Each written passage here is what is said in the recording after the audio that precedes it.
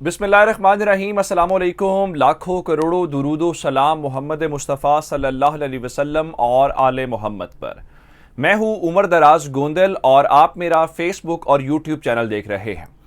इस वक्त चूंकि खबरें इमरान रियाज से मुतल्लिक हैं और इमरान रियाज साहब को मैंने आपको सुबह सवेरे खबर दी थी कि उनको अटक से तो रिहाई मिल गई, लेकिन अटक से रिहाई मिली और वो कमरा अदालत से बाहर आए तो चकवाल की जो पुलिस है वो हथकड़ी तैयार करके वहां पे थी जहां पे उनको हथकड़ी लगाई गई और गाड़ी में बिठा के उनको ले गए। उनको अब से थोड़ी देर पहले का जो टाइम था वो कहा गया था अदालत में पेश किया जाना है। शायद जब आप वीडियो देख रहे होंगे तो अदालत में उनको पेश किया जा चुका होगा या उनकी समाअत शुरू हो गई होगी। और मैं आपको इस वीडियो के अंदर उनके मुतालिक बहुत तफसील के साथ ये बताऊंगा कि अब उनके ऊपर कौन सा केस डाला गया है और उनकी जो अगली मंजिल है वो कौन सी है, क्योंकि केस इतने कमज़ोर हैं कि चकवाल जो है वो भी उस तरह से स्टैंड नहीं कर पाएगा जिस तरह से अटक वाला केस स्टैंड नहीं कर पाया। लेकिन एक पूरे का पूरा उलझाने का, उनकी ईद जेल के अंदर गुजारने का और उनको क्या कहते हैं कि तकलीफ देने का पूरा प्लान है। लेकिन मैं आपको एक और खबर देना चाहता हूं कि आपको, मुझे, हम सबको इतनी बड़ी खबर में, चूंकि इमरान रियाज एक बड़ी पर्सनैलिटी हैं, सहाफ़ी हैं, इन्फ्लुएंस रखते हैं और फिर बहुत सारे दिलों के ऊपर वो आजकल तीर चला रहे हैं, तो वहाँ तकलीफ तो सबको महसूस हो रही है।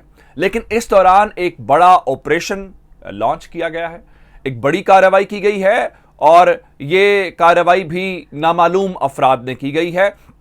उसी तरह से जैसे बहुत ज़्यादा कार्रवाइयाँ होती हैं और पता नहीं चलता ये कार्रवाई किसने की है, तो ये जो नामालूम अफराद हैं इनका पाकिस्तान में क्या उसको कहते हैं कि कुछ मालूम नहीं होता लेकिन बहुत कुछ मालूम भी होता है। अब खबर क्या है? अब खबर ये है कि पाकिस्तान तहरीक इंसाफ बार बार कह रही है कि हमें मुंह खोलने के ऊपर मजबूर ना किया जाए। जिस तरह खान साहब ने कहा था कि मैं मुल्की मफाद में चुप हूं, अगर मैं बोल पड़ा तो मसाइल हो जाएंगे। अब शाह महमूद कुरैशी साहब ने भी कुछ ऐसी ही बात की है और शाह महमूद कुरैशी साहब ने कहा है कि जनाब आली थोड़ी हिम्मत रखें, हौसला रखें, अगर मेरा मुंह खुल गया तो बात नेटो के ट्रकों तक चली जाएगी। अब इससे आप अंदाजा लगा लें कि नेटो के ट्रक कहां पे होते हैं, कौन उसको डील करता है, किसके ऊपर फर्क पड़ सकता है, तो ये बातें सारी आपको इस बारे में इल्म होना चाहिए। उसके बाद खान साहब ने कल भी कहा था कि अंपायर्स इनके साथ मिले हुए हैं, लाहौर में एक बैठी शख्सियत का काम सिर्फ और सिर्फ इनको जितवाना है, उसके बावजूद हम इनको शिकस्त देंगे। अब जब इतनी ओपनली बातें हों जैसे इमरान रियाज बातें कर रहे थे, तो आपको क्या लगता है कि ये बातें बर्दाश्त होंगी, फिर जवाबी वार नहीं होगा या सबक सिखाने की कोशिश नहीं की जाएगी? तो मैं आपको बता देता हूं कि वो कोशिश कर ली गई है और ये खबर पाकिस्तान तहरीक इंसाफ के अंदरूनी जराए तो पहले ही बता रहे थे, लेकिन आज अवामी सतह के ऊपर भी इस बात का पोल खुल गया है और हम सबको दुआ करनी चाहिए और खुदा खैर करे कि अल्लाह ताला इमरान खान की जान महफूज रखे, क्योंकि सियालकोट के अंदर खान साहब ने खुद कहा था कि उनकी जान को खतरा है। और अब लग ये रहा है कि अब चूंकि इमरान खान चुप नहीं कर रहे और इमरान खान काबू भी नहीं हो रहे, फिर आपने कल चीचा वतनी साहिवाल के अंदर देखा, ये कौन ऐसे कर सकता है कि इतनी बारिश हो, इतने लोग हों, कीचड़ हो, चलने का रास्ता ना हो, पानी खड़ा हुआ हो, लोग उसके बावजूद आए। यही इमरान खान की ताकत है और यही इमरान खान की बात इससे कमजोरी बन गई है कि पाकिस्तान के अंदर कोई सियासी लीडर इतना मकबूल कैसे हो सकता है, लोगों में वो इतना उनके दिलों में कैसे घर कर सकता है। तो इसलिए जरूरी है कि ऐसे शख्स को हर सूरत एलिमिनेट किया जाए, साइड पे किया जाए, मंजर से गायब किया जाए। तो जरा खबर सुन लीजिए। खान साहब चूंकि आजकल मुख्तलिफ शहरों में जा रहे हैं जलसों में, जैसे कल साहिवाल गए, तो अब तो ये भी कोई नहीं कह सकता कि तरीन का हेलीकॉप्टर था, अलीम खान का जहाज़ था। तो पाकिस्तान तहरीक इंसाफ ने अपने तौर पे अरेंजमेंट किया हुआ है, क्योंकि खान साहब ने 16-17 जलसों से खिताब करना है 17 जुलाई तक, 15 जुलाई तक, जब तक इलेक्शन कैंपेन की इजाज़त होगी। तो इस सिलसिले में उन्होंने एक जहाज़ अरेंज किया हुआ है जिसको आप हेलीकॉप्टर कह सकते हैं। लेकिन आप हैरान इस बात के ऊपर होंगे कि वो भी चीज़ बर्दाश्त नहीं हो रही और वो जो जहाज़ उड़ाने वाला पायलट है, नामालूम अफराद उस तक पहुंच गए हैं और तहरीक इंसाफ ने आज सबूतों के साथ ये बात दिखा दी है।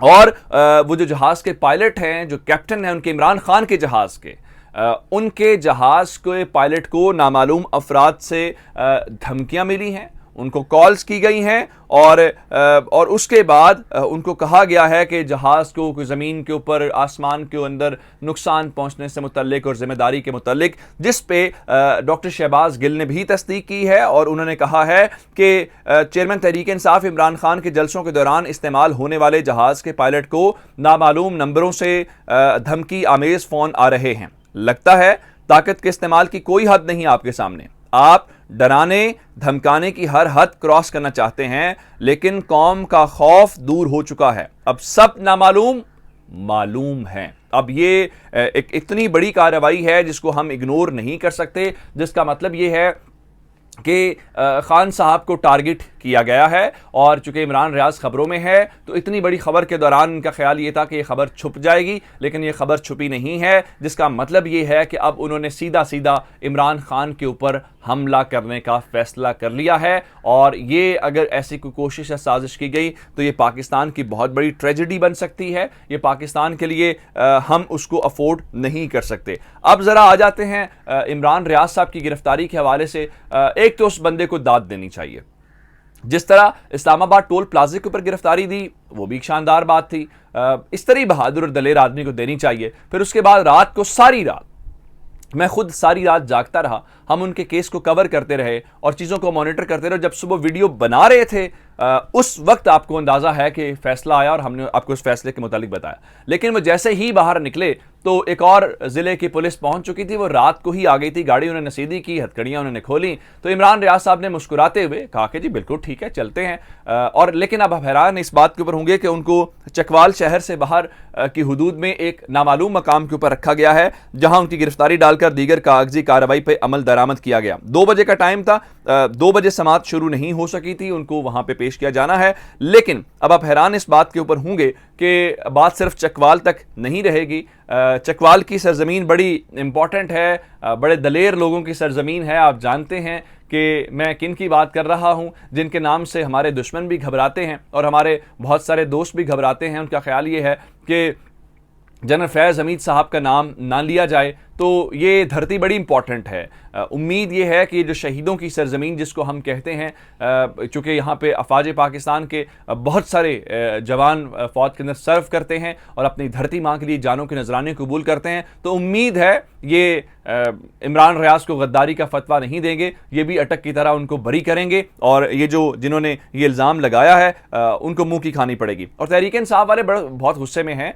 वो मकामी हैंडलर से आज शीरी मज़ारी साहिबा ने बात की कि, और चूंकि उनकी गिरफ्तारी के मुतालिक जो कमीशन बनाया गया है, तो उन्होंने कहा कि मैं इदारों और हैंडलर से ये सवाल करती हूं कि आप हमें बता दें आप चाहते क्या हैं। अब ये बहुत सख्ती है। उनका हम सब इदारों की इज्जत करते हैं और किसी भी इदारे पे हमला नहीं कर रहे, लेकिन आप बता दें कि आप क्या चाहते हैं, आप क्या करना चाहते हैं। मैं आपको एक दो और खबरें दे दूं। अब इनको चकवाल के अंदर इमरान रियाज को यहाँ से एक नई मंजिल है उनकी, और अभी केस की समाअत शुरू नहीं हुई थी तो बहावलपुर की पुलिस जो है वो पहुंचा दी गई है या पहुंच गई है, जिसका मतलब यह है कि उनको बहावलपुर के अंदर अब ये भी उनको पता है कि चकवाल में उनकी ज़मानत हो जाएगी या चकवाल के अंदर केस ख़त्म हो जाएगा, जिसके बाद उनका ख्याल ये है कि चकवाल से उठाएंगे, बहावलपुर ले जाएंगे। और आज चूँकि वर्किंग डे आखिरी है और जब तक ये केस ख़त्म होगा तब तक अदालत ख़त्म हो चुकी होगी, और इसका मतलब ये है कि अब ईद जो है वो मुबैना तौर पर चकवाल, और ख़बर यह है कि चकवाल से उनको मियाँ वाली ले जाया जाएगा जो खान साहब का इलाका है, और इस सिलसिले में बजरिया जीटी रोड उनको बहावलपुर ले जाया जाएगा। पुलिस इस वक्त पहुंच चुकी है। लेकिन इस सब के बीच में आपको एक और ख़बर दे देता हूं कि आप IMF के बहुत करीब जाएं, उनसे पैसे भी लें जो आपको वो नहीं दे रहे। उन्होंने फ़ौज को और पाकिस्तान को कहा है कि बजट कम करें। आपको खबर दे देता हूं कि IMF के कहने के ऊपर पाकिस्तान की फ़ौज का 72 अरब रुपए का जो बजट है वो कम कर दिया गया है। इसलिए जो बजट बढ़ाने वाले थे वो गद्दार थे और जो कम करने वाले हैं वो आजकल हुब्बुल वतनी के सर्टिफिकेट्स ले रहे हैं। अपना बहुत सारा ख्याल रखिएगा। खुदा हाफिज़।